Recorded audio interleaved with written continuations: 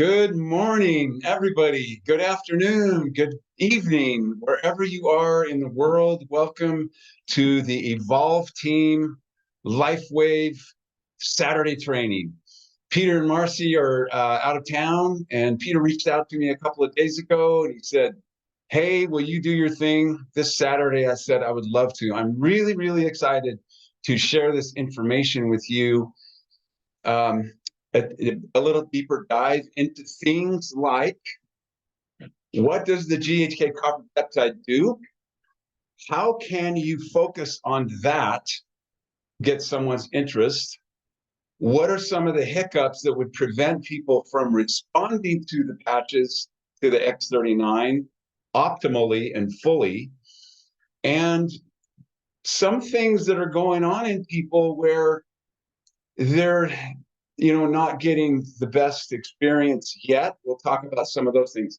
Call your team, tell them to get on. It'll be worth their while. I hope to make this an hour of education, learning, getting a deeper conviction and a deeper understanding of what we truly have in this X39. Peter asked me, he said, "Hey, I want you to tell your story and help other healthcare providers understand why it is that you got involved with LifeWave. What made you open to even looking at LifeWave?" And I said, "Okay, well, I'm going to tell the full story. I haven't told, most of you have not heard the whole story that got me to where I am right now, because we talk about I'm a chiropractor, but I don't do chiropractic anymore. I've told bits and pieces of it previously, but I'm going to tell you the whole story today. It's it's an interesting circuitous route for me to get to where I am right now, because since I was a little boy, very small, very young, I wanted to be a chiropractor. And it wasn't just, I think I might be a chiropractor someday. I was going to be a chiropractor early on. My mom, when I was in junior high, took my brother she was leaving somewhere. And I said, "Where are you going?" She said, "Well, I'm taking Dan to the chiropractor. He has asthma." And I thought, well, that's kind of weird. But when he came back, he didn't have asthma anymore. And that made such an impression on me. I wanted to help people like that. So from an early age, I realized I had a healthcare person's heart. I get my jollies by helping people get better. And I need to silence my phone right now. Sorry about that. Don't want that interfering with anything. Okay, so I embarked on that journey. I was a chiropractor for 22 years, and some things happened. And a series of events changed what my vision was, how I was going to retire eventually. And here's what I want to tell the healthcare providers on this call. No matter what your ideas are about what your retirement will look like, there's a high probability that it won't look like that. And you ought to prepare. You ought to have something that is not what you, and I'm not knocking healthcare at all, but when you're a healthcare provider, your income is mostly dependent upon your presence somewhere. If something happens and you can't be present, this is what you need to prepare for. Once I'm finished telling you what went down to shift me off my course, I hope it shakes some of you to the core and helps you realize, I'm a little bit vulnerable in this position. So I'm going to do a little bit of a screen share. Let's make sure that I can do that. I have not a lot of slides. I just have a few. Okay, there we go.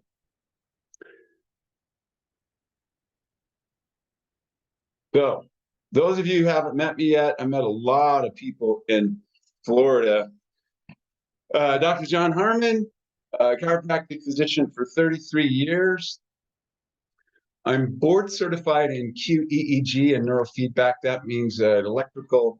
You're looking at the electrical activity in the brain. There's a certain range that's normal.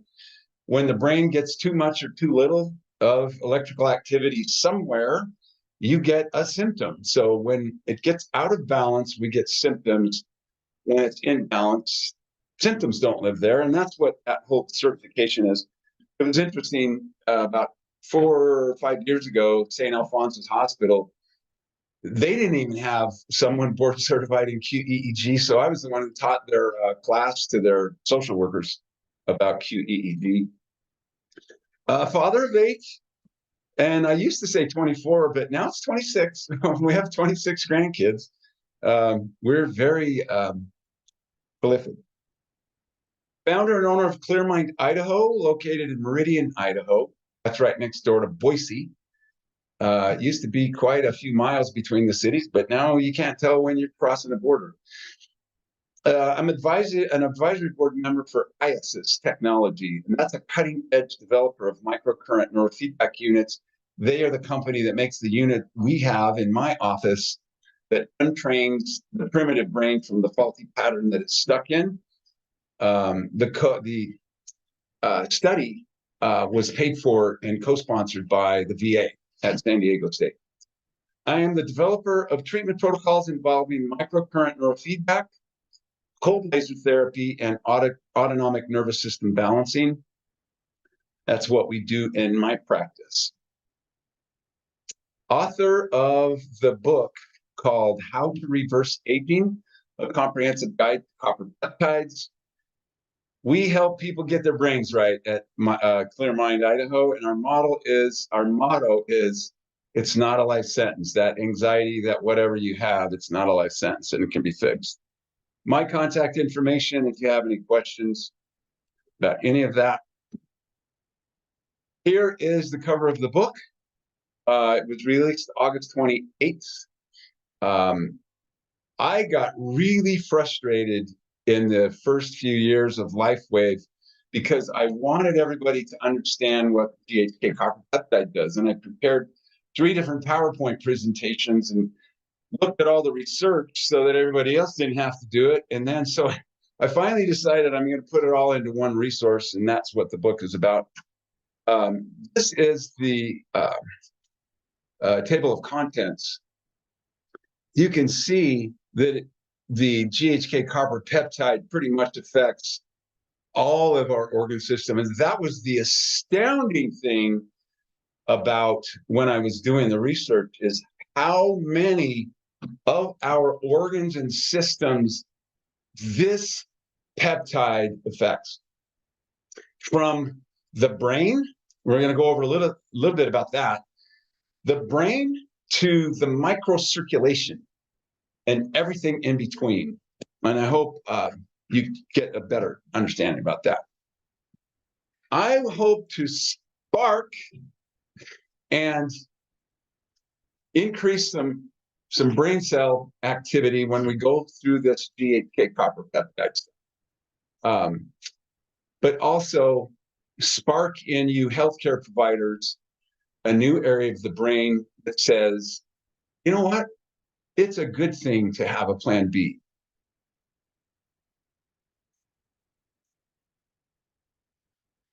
This was my 18-year-old niece. Beautiful, talented musician. In March of 2010, she committed suicide. So my cousin, my kid's cousin, killed herself. My youngest sister found her in the closet. She had hanged herself, and nobody understands. You never will. In March of 2011, this is my oldest daughter, her husband, an attorney, was having an affair, and her husband waited in the Walgreens parking lot till they got back from their tryst and shot him once in the head and once in the heart. At that point, my daughter actually had one more child than here. So that was almost exactly 1 year to the day after the suicide in my family. It's been on Dateline twice, American Monster twice, and yet another crime show came here last year from England, and they interviewed us, and it'll be on again.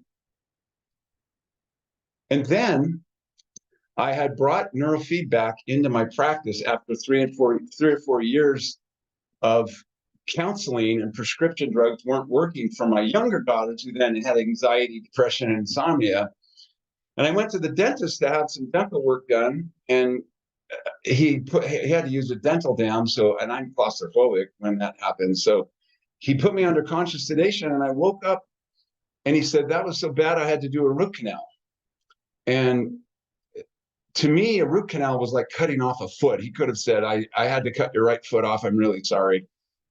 And I was really, really upset about that. But a week later, my right wrist puffed up like a football, and I had staph infection in my bones. 50% of the people don't make it when that happens. So a chiropractor and a drummer was faced with not being able to bend my wrist again. So I, after initially felt really, really sorry for myself and did a little sulking, I got to the point where I said, this will not be the end of my story. And so while I was convalescing, that's when I studied to get my board certification in QEEG. And I said, I guess I'm not going to do both like I was chiropractic and neurofeedback. I guess I'm going to be the brain specialist guy. So there's not one thing I do in my practice now that I've done that I did before other than write chart notes. Type them now. We don't write them. The osteomyelitis. So that's my reason why in April of 2020, when my friend asked me what I knew about stem cells, and I said, I had them both in both knees, and they helped a little bit. But when he said, what if you could elevate that by wearing this little Band-Aid thing? And I said, I'm in.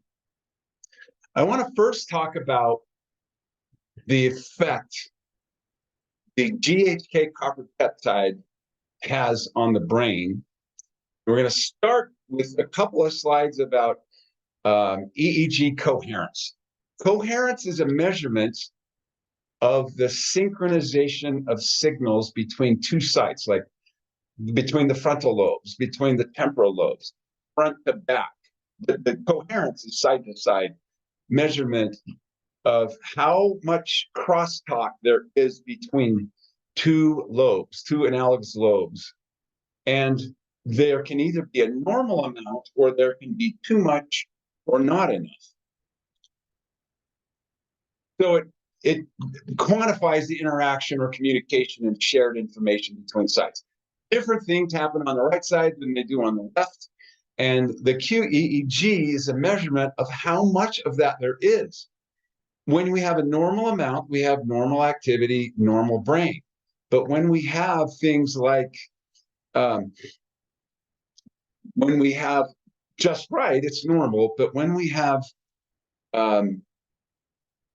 too much or too little, then they don't communicate really well.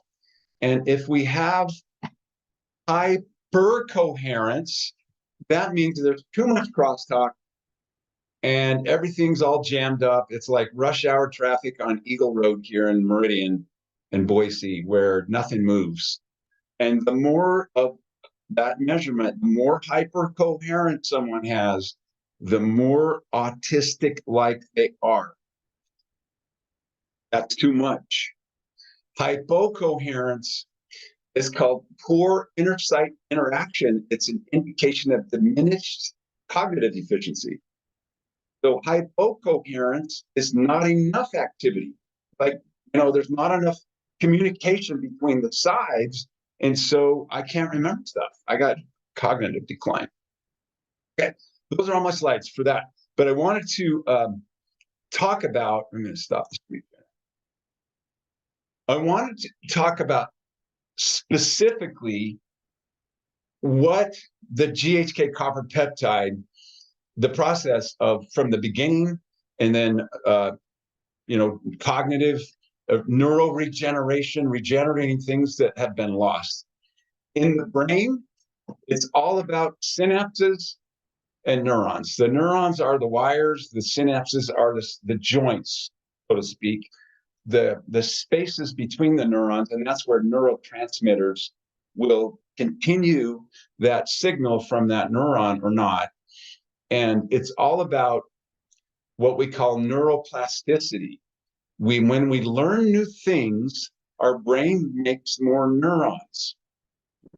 We lose, everybody on this call, we're losing 9,000 neurons a day because they're old. If you can win the battle of, hey, I know I'm going to lose 9,000 today, what am I going to do to make more? Am I going to learn new things, read a new book, learn how to dance, learn how to play an instrument? This signals our brain to make more neurons because I got to do things better. And the brain makes a substance called brain-derived neurotropic factor. We'll just call it BDNF from now on. BDNF is like telling the work crew to get your butt in gear and make some new neurons. Hey, he's done this every day for at least 45 seconds. We ought to build some new neurons so he can do it better. And that's what learning is about, learning how to do a dance. Your brain is constantly tweaking the connections. Hey, if I do it here, she can point her toe a little bit better on that one move. And if you do it here, he can operate the violin better. So there's this constant, cells are dying, cells are being replaced. He who can win the battle between the losing neurons and building neurons remembers who he is when he's old and doesn't meet a new person in his house every 15 minutes who happens to be his spouse. So let's relate GHK copper peptide to making new neurons, making BDNF that I just talked about, and building new connections and neurotransmitters. GHK copper peptide acts like a chaperone, a tour guide. It wraps its arms around the GHK copper peptide. Come here, honey, I got to take you through the blood-brain barrier. It actually delivers the GHK copper peptide into the brain. The blood-brain barrier is like a sieve, or used to call it cheesecloth when I was a kid. You're filtering stuff out. It's there so that big bacteria and things can't get in the brain. It's supposed to keep things out that aren't supposed to be there. So the GHK copper peptide is really small, and it takes that copper into the brain so that the brain can have copper. Why would the brain want to have copper? Isn't copper toxic in the brain? Some people say copper is toxic in the brain. I want to differentiate between that type of copper and the copper that's attached to the peptide, because it's no longer free copper. GHK copper peptide holds on to the copper.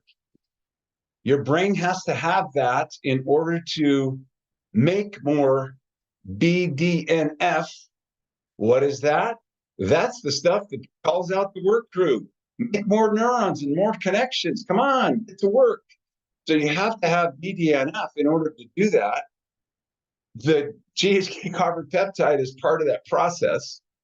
It's also part of the process to build new neurons, new connections, neuropeptides. So how important is copper for the brain? It's all important. So if we either don't have enough, I don't have any proof of this yet, but it makes sense to me. If you don't have enough GHK copper peptide, you're going to have more free copper because it's not attached to the copper peptide. And the GHK hold on to it till it's needed, and then here's your copper. Do your thing. So this is why. Oh, the other thing, it helps with the clearing of the gunk that builds up during the day when we're using our brain. So you look at the GHK copper peptide. Well, that helps us understand how it could be beneficial for neuroregeneration. It can be beneficial for cognitive function because we win the battle between building new neurons and losing old neurons. And the average person, like I said, loses 9,000 a day, but and I've heard different figures, but I'm going to go with about 4,500, 35 to 4,500. We only built that many more unless we're doing new things. So there's your incentive to stay brain active as we age. Excuse me. So those are the key things that you need to know about the copper peptide affecting the brain. Excuse me. Let's talk about another top killer, cardiovascular disease.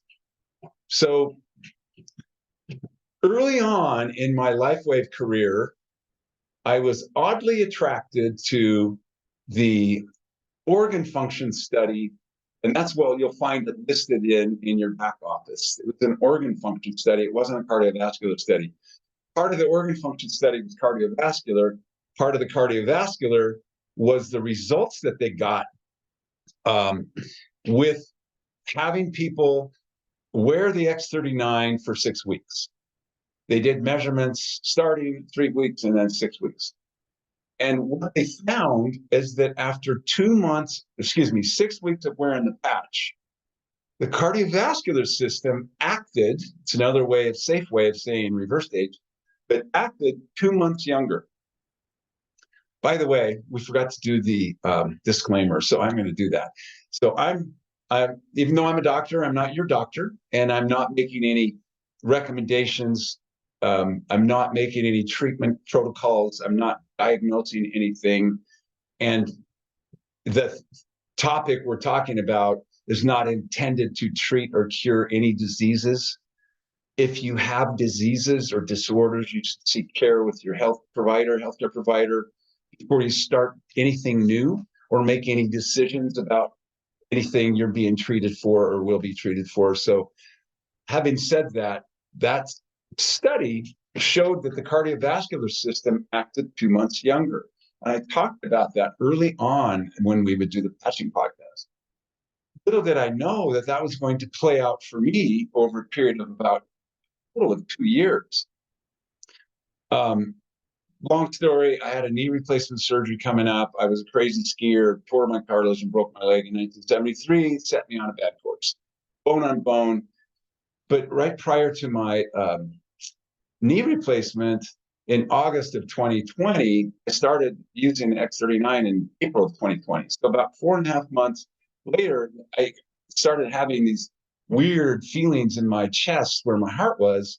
And I knew I had PVCs, preventricular contractions, for many years. I noticed it when I was like in junior high. I could tell if something was kind of odd. I didn't know what it was, what it was called.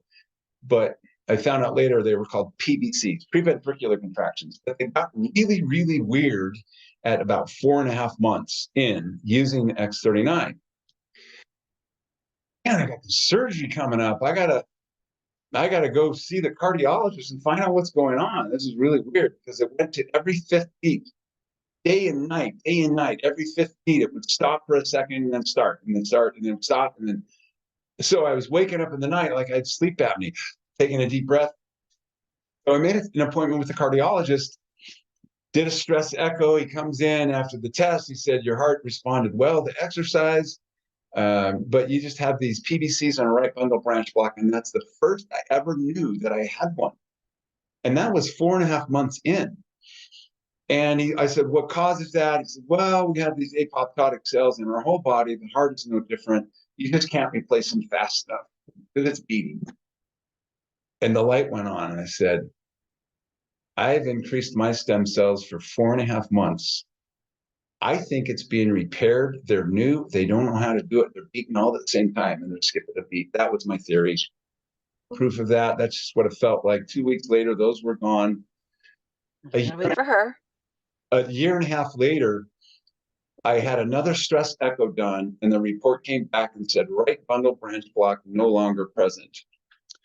Look up RBBB, or right bundle branch block, and you will see that all-cause mortality goes up if you have a right bundle branch block.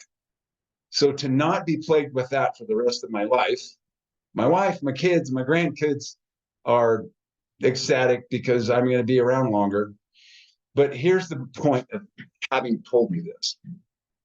Had I not had that test done, I never would have known I either had a right bundle branch block or that it had gone away. So when you start using the patches and you don't feel anything for a couple of months, I never would have felt it. It just would have gone away, and I never would have known that I had it, and then it went away. So measure something.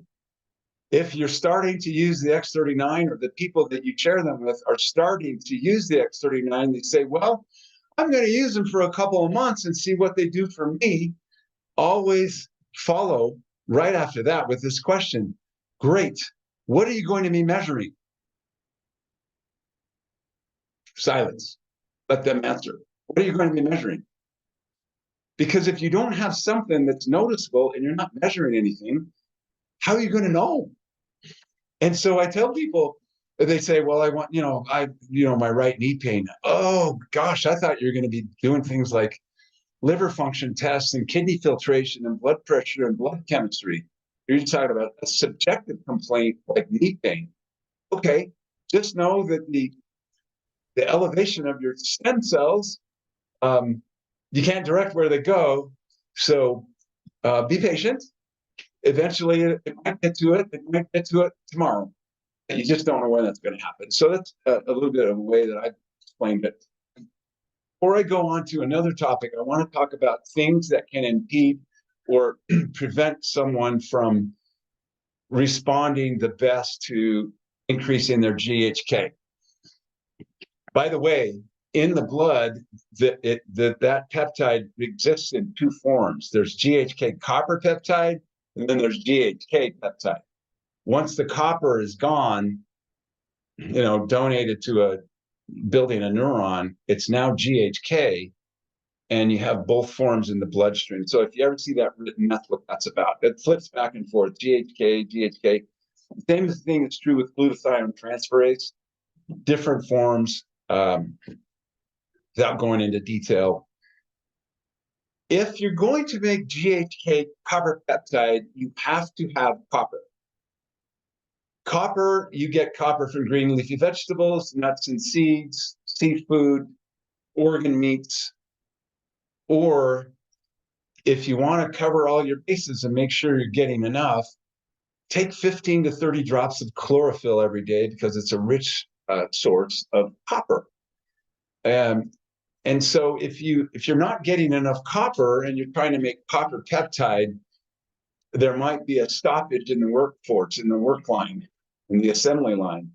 And one also has to have amino acids, which come from what? Protein.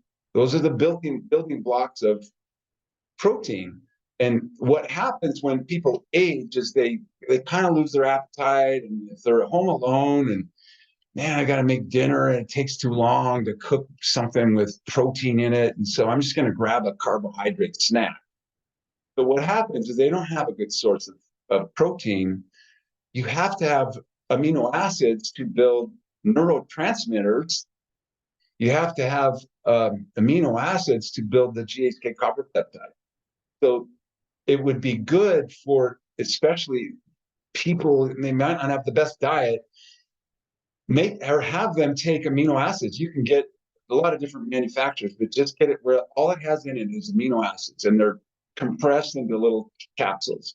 You can get some. Supplement with amino acids. Supplement with GHK copper, or with copper. But chlorophyll is a good source. What are some of the other reasons someone would not respond to the patches or feel like they're not responding that well? If somebody tells you that, ask them if they wake up refreshed in the morning. If they tell you no, they may have sleep apnea. They won't feel good no matter what you do. They're not renewing, refreshing, and cleansing and detoxing their brain at night. It happens during certain phases of sleep, and if they don't go through that phase, those proteins that are a result of metabolism in the brain start to build up, and that's what causes Alzheimer's and dementia as we age. Your body shrinks your brain down to 60% of its normal size and then flushes it with cerebral spinal fluid at night during a certain sleep phase. If it's not doing that, they're building up. Cognitive decline, cognitive issues. But if you're not sleeping at night, that person is going to feel ill because they're tired all the time. And at the drop of a hat, they'll fall asleep. So have them go find out if they have sleep apnea. The other really common thing I've found, and we all have them, is parasites. Somebody will want they want to use the patches specifically in their head. They want it to help their tingling in their feet and hands, their paresthesias, their neuropathy. Parasites poop ammonia that damages the nerve endings. You could have parasites and you could have chronic problems that you're hoping and wishing that the patches would help. But you get rid of those parasites and your immune system's already weak. And yes, elevating your stem cells can help your immune system, but if it starts way down here and it comes up, it's still not enough to render the final blow. And sometimes even a healthy immune system can't get rid of those parasites, and we need outside help. I don't do that. I know doctors who do. They do remote consultations. If you think you have parasites, and I'm going to tell you, they can live in your tear ducts, they can live in your eyes, they can live in your liver, they can live in anywhere in the body. And when I see people French kissing their dog, I go, oh dear. You just got parasites. Just know that. We all have them. Get rid of them. Help people get rid of that, and then you'll watch them really start to respond to the patches. Okay, so timing we have. Good. All right. Next category. Let's talk about athletic performance. When you go to a bodybuilding contest, one of the things they're judging someone on is their vascularity, isn't it? Look at the veins, they're huge, they're all built and buff, and they have huge muscles. They have big arteries and veins that take raw materials in and out and waste products out. It's the GHK copper peptide that starts that process. And here's the connection. We work out, he who can win the battle between energy production and then processing and dealing with the damage you caused when you worked out wins the battle.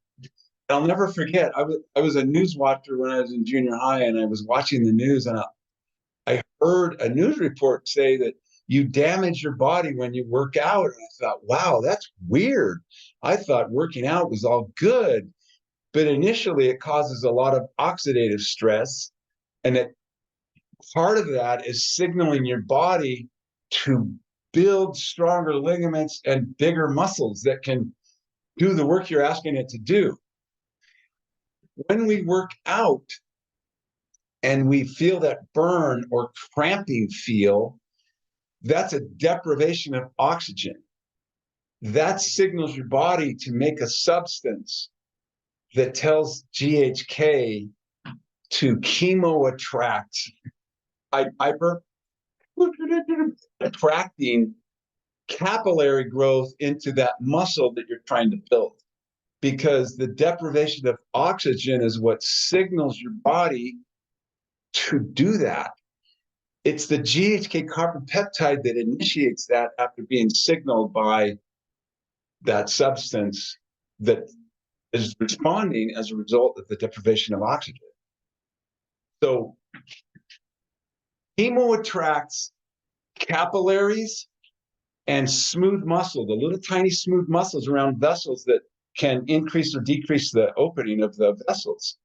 So you have to have those in order to build proper structures in your capillaries and veins. And they have to be able to change the lumen, the opening of those vessels. So the GHK does that, attracts it in.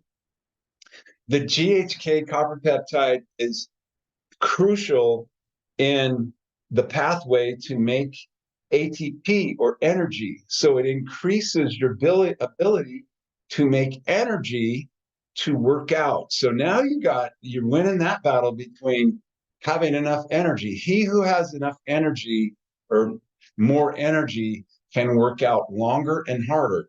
Why do we quit our workout? It's when our body's had enough. We don't have enough. We try to lift the weight. We don't have enough energy for those muscle cells. If you have more energy, you can work out longer. You can work out harder. You can run faster. Excuse me. On the other end of that, it helps process the oxidative stress. We won't go into detail, but let's just say at that point, it processes or accelerates the processing of all of the things that build up and make you sore and make your ligaments sore because you damage them.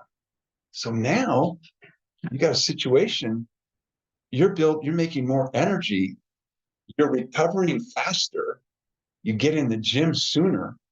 This is why all these athletes are using this to their advantage. Because, at the beginning of the season, it's he who gets in the best shape.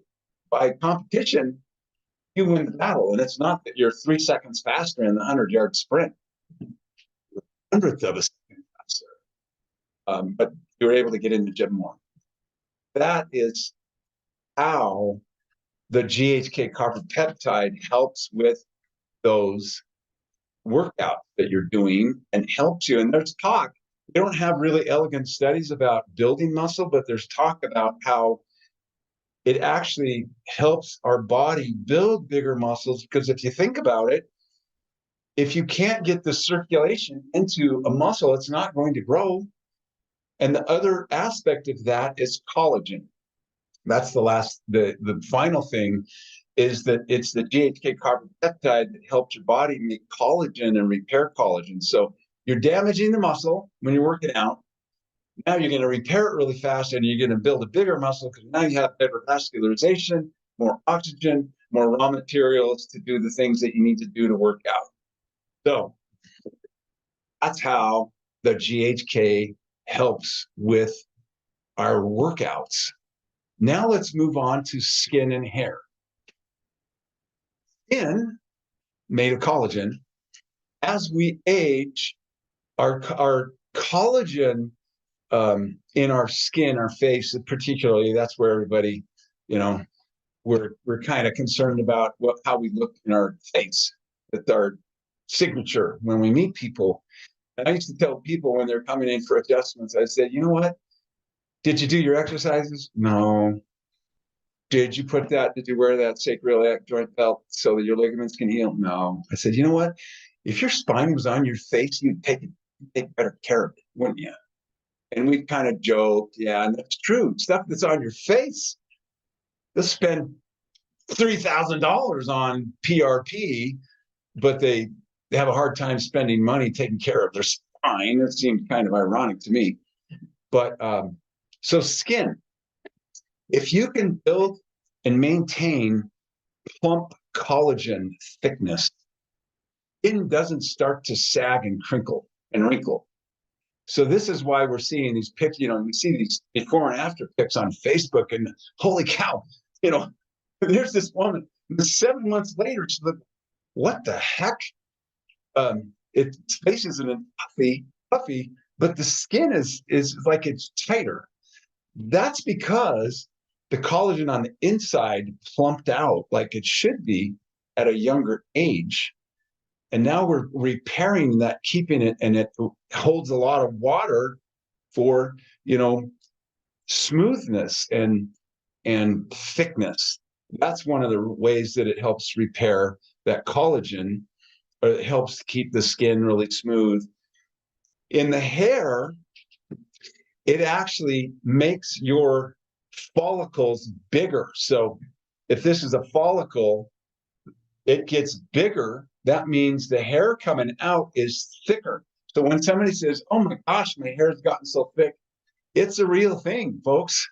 The hair follicles actually get bigger in size. So you're making thicker individual hair strands, and it increases collagen follicle production. So that's why we're seeing people regrow their hair.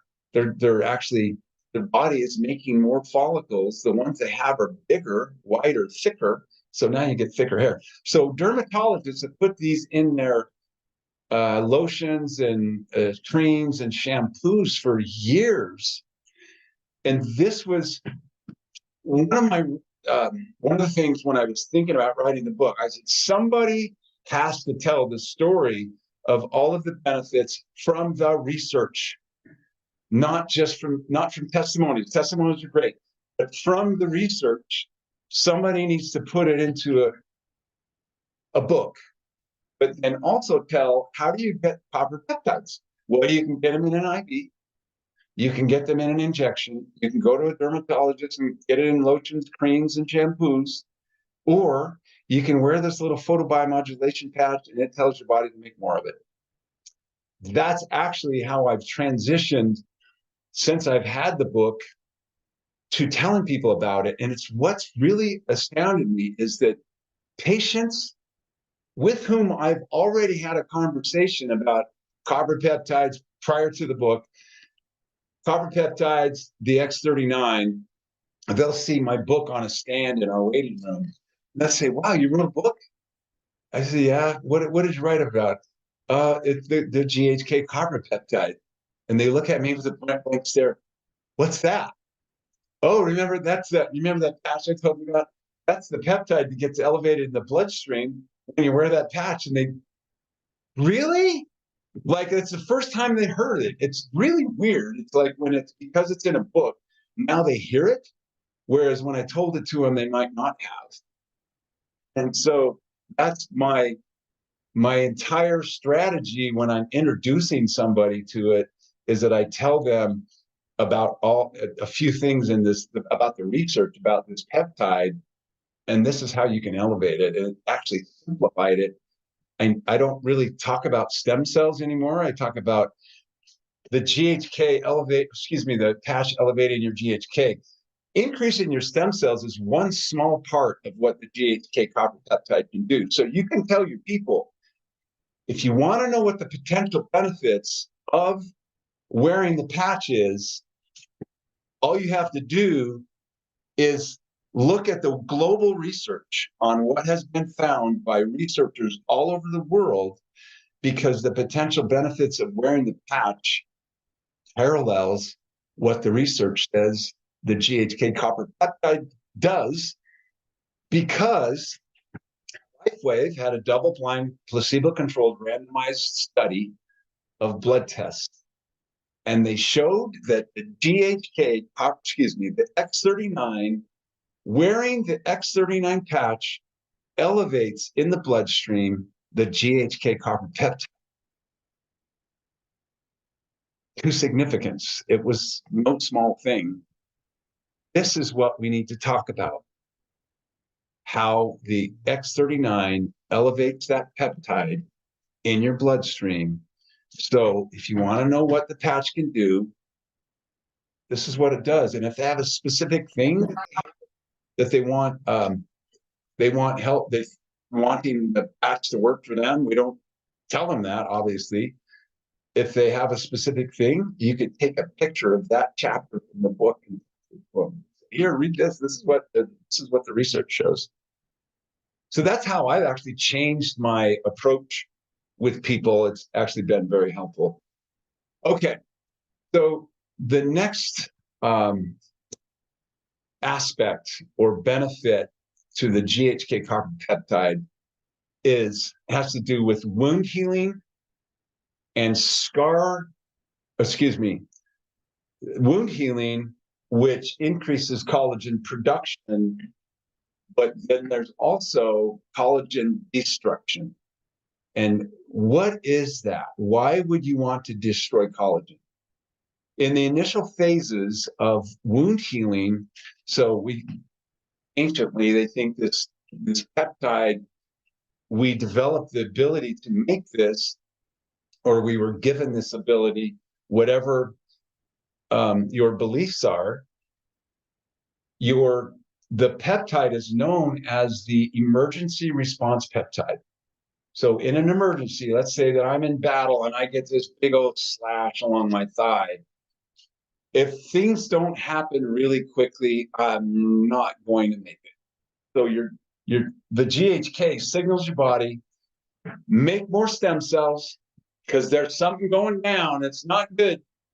You ketchup spill on aisle 13. Oh, sorry, that's blood. So we got a lot of bleeding going on. We have to stop it. We have to we have to get circulation back into the other side of the arteries that were cut. We have to repair things really quickly. So when you think of why is it so quick to repair something, because it's the emergency response peptide.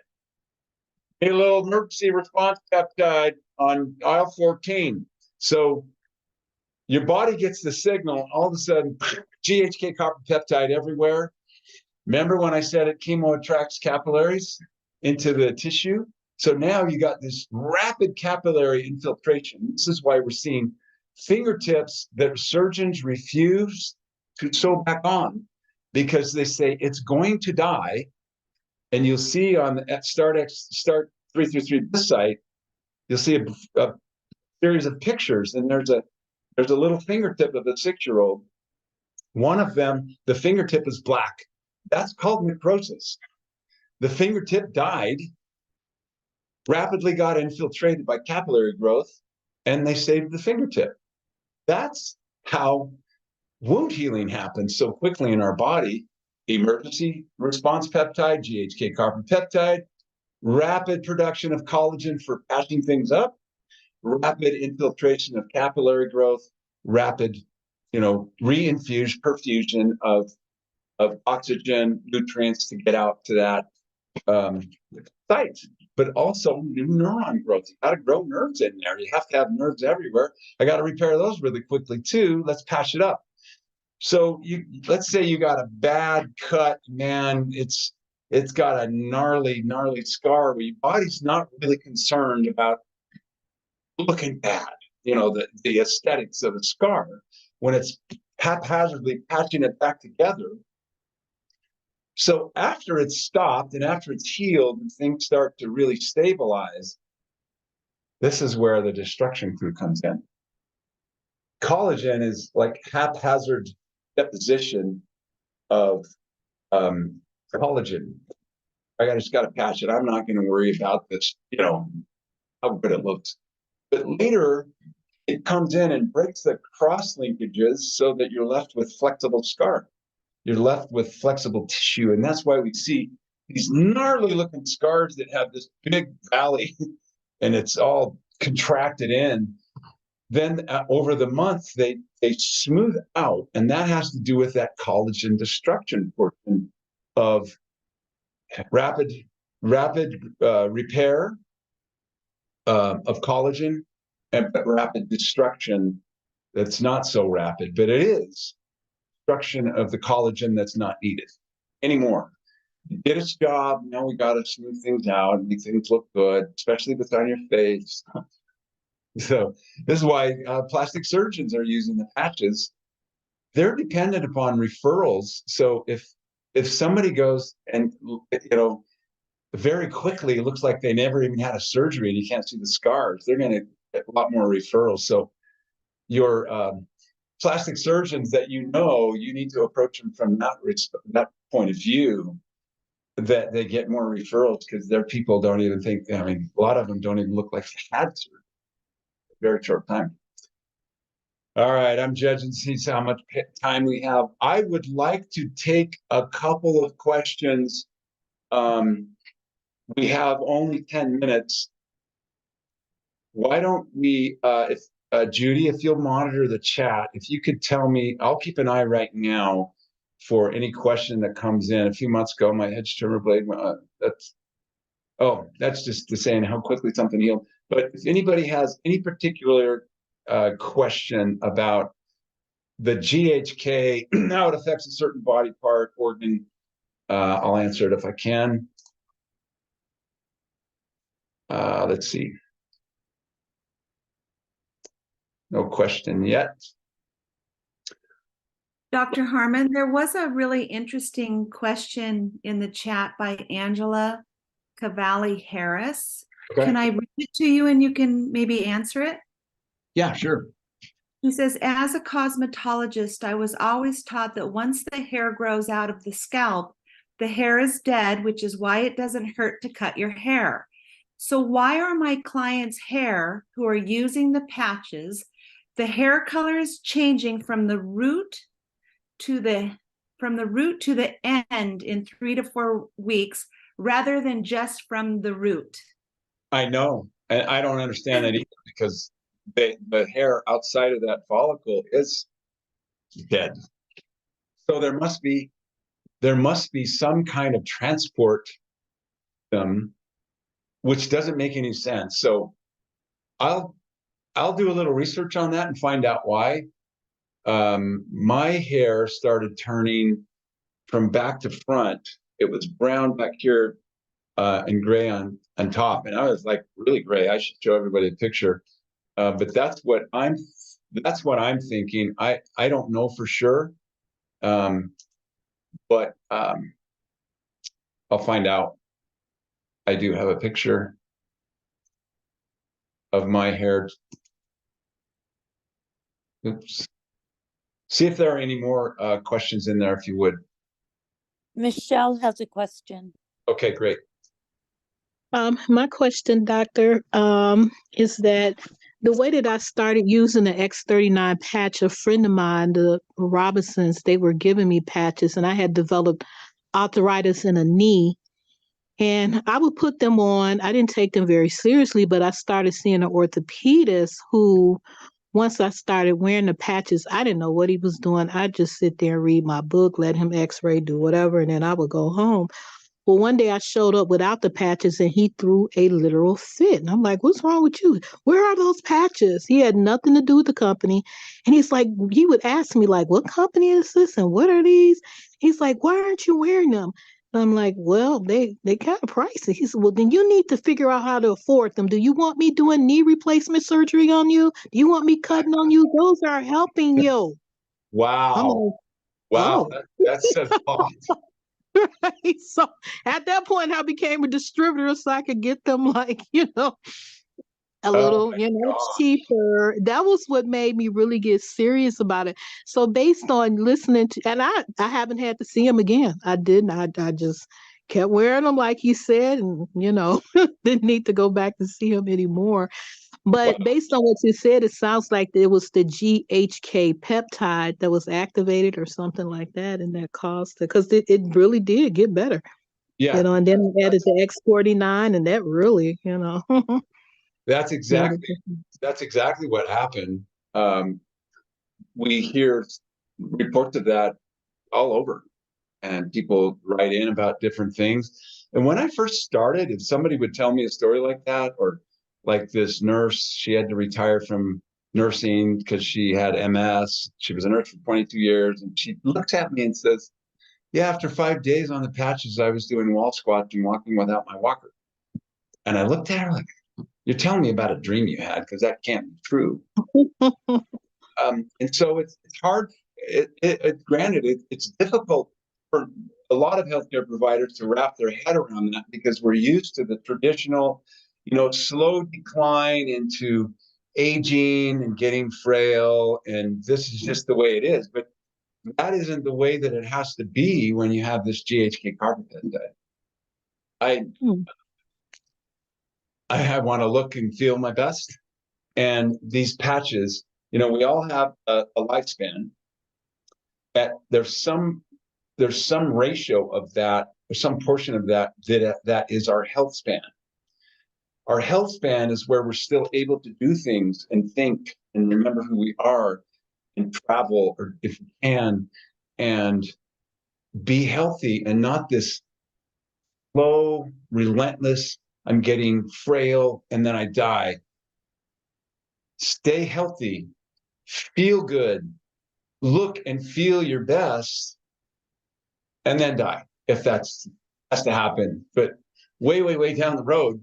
And these patches help me with my goal of, I already mentioned, remembering who I am, not meeting a new person in my house every 15 minutes. And I'm the one who gets to travel to visit people rather than have them having to come to visit me, because I got too many things going on. I can't really go out of my house very much. And that type of life, that's not for me. Was there another question? I thought I saw something come in. Can we Susan get your book? and then Suzanne. How do we get your book? One, How do we one, get your Hi, book? Doc. one at a time, please. I Kathy. heard my name called, Oh, sorry. so I'm gonna go ahead and ask my question. Hey, Dr. Hammond, could you talk a little bit about eye health and how the GHK copper peptide can aid in maybe a healthy retina, or is that more glutathione? I would love to just learn a little bit more about that. Thank you. I'm going to speak to the glutathione aspect of that. Now, first, know that when you use the GHK, remember, like, one of the things it does is elevates our stem cells. That's going to affect everything in our body.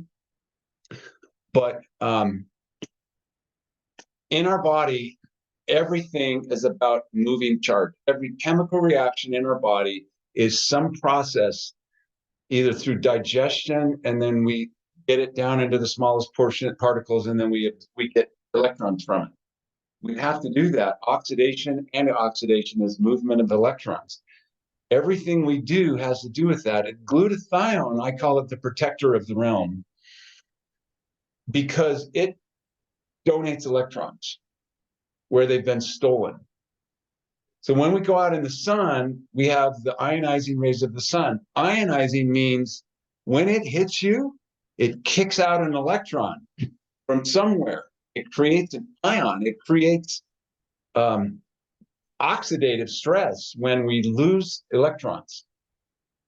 Our cornea, our lens, all of the tissues, including the lens and the eye, are designed to absorb the ionizing rays of the sun so they don't get to your retina, because then you'll go blind.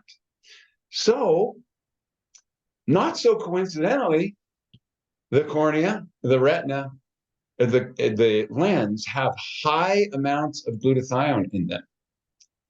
But when the ionizing rays of the sun come in and they kick out an electron in your lens, glutathione goes, here's some electrons. Here you go. It's the protector of the realm. It's like a self-healing shield when you're playing a video game. You know, you're a robot, you get a chink in your armor, and then it just self-heals. That's what glutathione does to those tissues. It makes it so there's not such a big effect. This is why when we were in Aruba for the incentive trip, David Schmidt gave everybody a whole sleeve of glutathione to use if we're going to be out in the sun, because it helps shield against the ionizing rays, and the skin responds a lot better, and we didn't get burned. And we don't make claims about that, but so doctors will say, well, sunlight causes cataracts. Well, my question is, does it? Or is it a lack of glutathione? Now, to get ample glutathione, you need to eat sulfur-rich foods, broccoli, cauliflower, okra, eggs. You need to eat things with sulfur in them because your body has to have sulfur to make glutathione. Now, there's not enough time to talk specifically about the GHK, but everything applies that I already talked about. Stem cell activation, collagen repair, maintenance of everything is dependent upon that. But you have to have an ample supply of glutathione. Nutrition companies brag if they are able to raise your glutathione 10% by taking a glutathione supplement. The glutathione patch raises glutathione levels in the bloodstream, as shown in blood tests, on average 300% within 24 hours. The highest was 460%.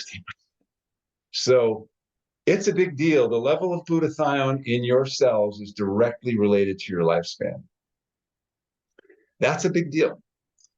So it's been really fun. I hope from this presentation, you gained a deeper conviction of what you're doing and more courage to go out and know that you are helping that person. If they will listen, you are making huge changes in their life, their lifespan, and you each and every one of you, you are increasing your circle of influence for good, potentially globally.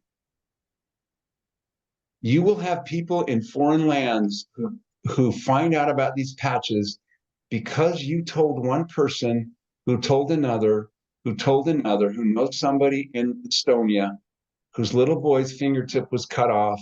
And because you told somebody here, that little boy's finger doesn't fall off, that they're not, he's ended up without a finger. If that doesn't float your boat, I don't know what will, but that's the kind of change you can create globally with your unemotionally introducing somebody to help them live their or extend out their health span and also to help others. Thanks for coming this week. Next week, same time for the team training. We got Thanksgiving coming up. You got a lot of exposure to new people or people you haven't seen in a long time. Ask them about their health, and see if there's some way that you can help them deal with that and help their body be the best it can be so they don't need medicines and surgeries later on in life. Thanks a lot, guys. I had fun. I hope you did too. We'll Thank see you. on the next. Thank you, Dr. Harmon. Woo! You're the best, Dr. Harmon. Thank Happy you. Thank you, Thanksgiving. Dr. Harmon. Thank Thank you, Dr. Harmon. Wonderful. Be Have a great safe, Thanksgiving, Doc. everyone. Happy Have a good- Thanksgiving. Thank you, Have a guys. great Thanksgiving. Fabulous everybody. presentation. Thank you so Reading your much. book right now, Dr. Harmon. God bless you.